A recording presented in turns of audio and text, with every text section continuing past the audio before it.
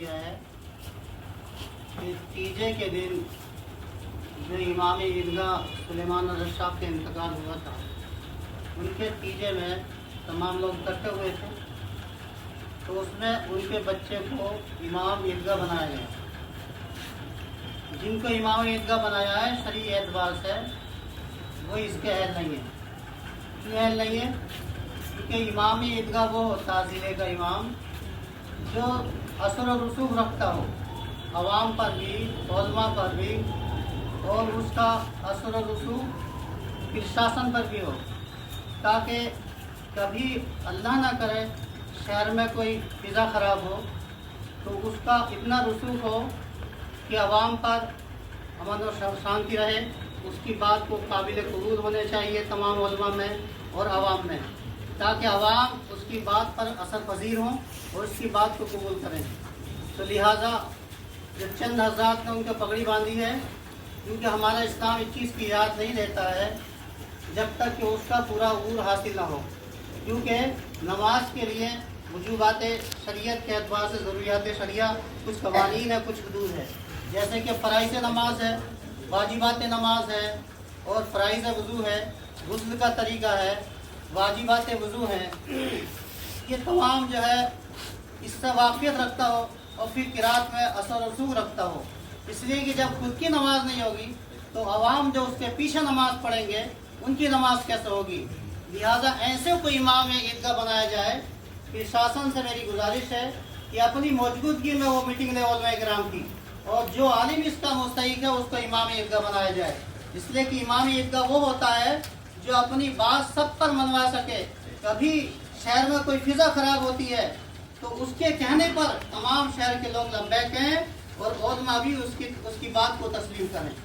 लिहाजा हमारा ये इकट्ठा होना इसीलिए है कि हम ये चाहते हैं कि प्रशासन से ये गुजारिश हमारी कि प्रशासन भी हमारी बात को माने, और प्रशासन तमाम जितने भी उलमा संभल को उनको इकट्ठा करे और एक मीटिंग ले, ताकि ये जो मुसलमान हैं, उलमा इकराम हैं या इमाम हैं, इनमें फ़िज़ा ख़राब ना हो। चंद लोगों ने अगर इमाम ईदगाह क्या है उसको तस्लीम कर लिया है, तो उससे चंद लोगों से तस्लीम करने से वो इमाम ईदगाह नहीं हो गए, बल्कि इमाम ईदगाह वो होता है जिस पर सबका इत्तफाक हो और तमाम उलमा का उस पर इत्तफाक हो। लिहाजा हम उसका रद्द करते हैं कि ऐसे कि इमाम ईदगाह नहीं बनाया जाए जिस पर ज़रूरियाती शरिया के हुदूद के दायरे में वो नहीं वाकिफ़ हो।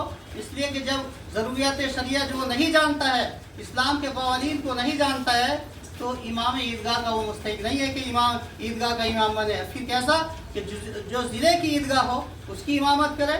इसलिए कि इमामत का मुस्तहिक वो है जो मुत्तकी परहेज़गार हो और इस्लाम के कवानीन से वाकिफ़ हो, सबका इत्तफाक हो, उलमा उसकी बात को तस्लीम करते हो, अवाम पर उसका असर और रसूख हो, अवाम भी उसकी बात पर लब्बैक कहे, उलमा को जब ज़रूरत पड़े इकट्ठा करने की तो सब इकट्ठा हो जाएं और एक शहर में और प्रशासन पर उसका क्या असर पजीर कबूल करे, अच्छा असर जाए और प्रशासन भी उसकी बात मानता हो। इसलिए कि जब अमन और शांति की बात आती है तो तमाम प्रशासन उलमा इकराम को इकट्ठा करता है और इमाम ईदगाह को भी बुलाता है। और एक इमाम ईदगाह बच्चा हो तो बताइए क्या असर रसूख होगा, क्या उलमा उसकी बात को तस्लीम करेंगे, क्या अवाम उसकी बात को मानेगी। चंद आदमियों के बनाने से इमाम वो इमाम नहीं हो जाता है। इमाम वो होता है जो शरीयत के हुदूद के मुताबिक चलता हो और शरीयत के कानून की हिफाजत करे।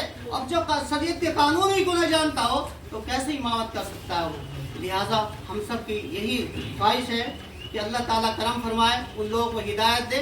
मैं माज़रत के साथ कहता हूँ उन लोगों से जो उलमा ने उसको पगड़ी बांधी है, उनको वो ऐसे को पगड़ी ना बांधे। इसलिए क्या इमामत का मसला होगा कि तुमको याद नहीं है करबला का मंजर कि आज हम हज़रत इमाम हुसैन को इमाम क्यों कहते हैं?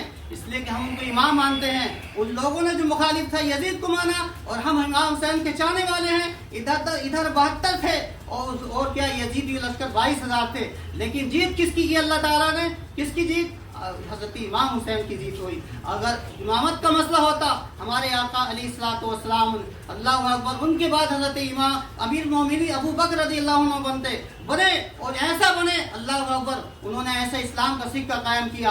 आपने मीटिंग की कि क्या खिलाफत का हक वही रखता मेरे बाद जो असर रसूख हो, इल्म में ज़्यादा हो, इसलिए कि इल्म वो है जो बामे उरूज पर पहुंचाता है। अल्लाह ताला ने आदम अलैहिस्सलाम को इल्म दिया तो फरिश्तों से सजदा कराया। हजरत उमर फारूक आजम को क्या है, खिलाफत सौंपी। क्यों सौंपी? इसलिए कि इल्म ज्यादा रखते थे। अगर हजरत अबू बकर चाहते तो अब हजरत अपने बेटे हजरत अब्दुर्रहमान इब्ने अबू को इमामत कर सकते, इमामत का खलीफा बना सकते थे, इमामत का क्या है तमाम कवानीन उनके सुपुर्द कर सकते थे। हजरत उमर रज़ी अल्लाह ताला अन्हु खलीफा बने, क्या मुसलमानों के इमाम बने, अमीरुल मोमिनीन बने। अगर वो विरासत के तौर पर चलती इमामत तो आप हजरत अब्दुल्ला इब्ने उमर को बनाते अपने बेटे को।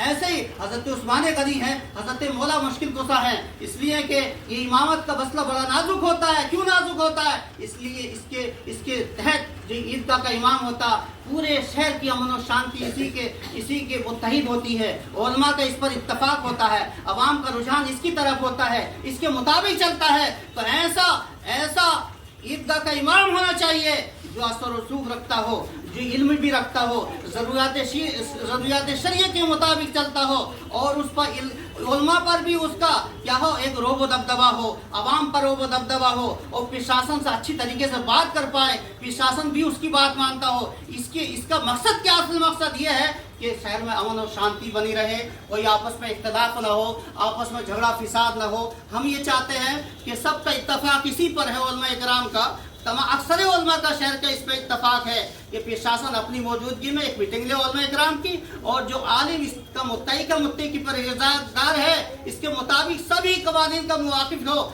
शरीयत के हुदूद में रहते हुए वो काम करे, तो उसको ईदगाह का इमाम बनाया जाए। बस हमारा मकसद यही है। मौला ताला हम सबको हमारे साले की तौफीक अता फरमाए और सही करके इस्लाम का तरीके पर चलने की तौफीक अता फरमाए।